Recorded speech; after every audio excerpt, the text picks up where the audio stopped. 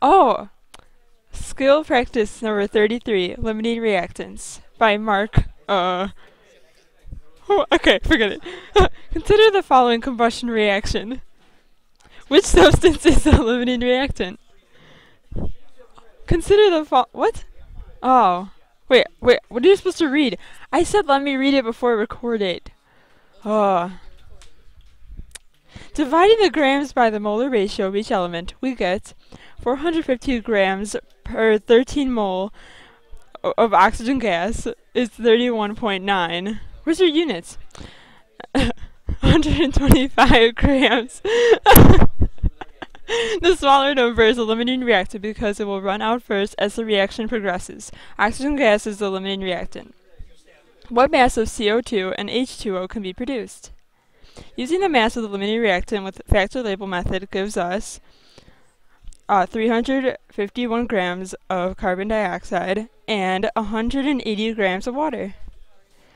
When 412.5 grams of calcium carbonate reacts with 521.9 grams of aluminum fluoride, how many grams of each product can be produced?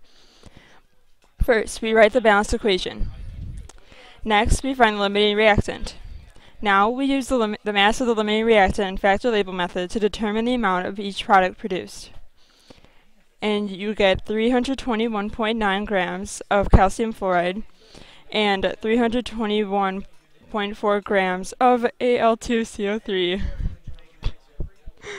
When 277 grams of Na2SO4 reacts with 137 grams of Ca3P2 according to the following balanced equation, how many grams of the excess reactant are left over?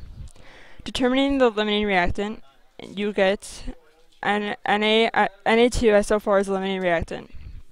Use the mass of the limiting reactant with factor label method to determine the amount of excess reactant used. Subtract the amount of reactant used from the total amount, and then you'll get 18.6 grams of Ca3P2 left over.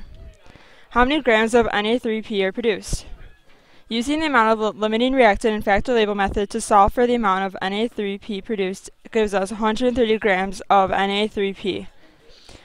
If 312 grams of potassium sulfide reacts with 410 grams of aluminum phosphide, how many grams of each product can be produced?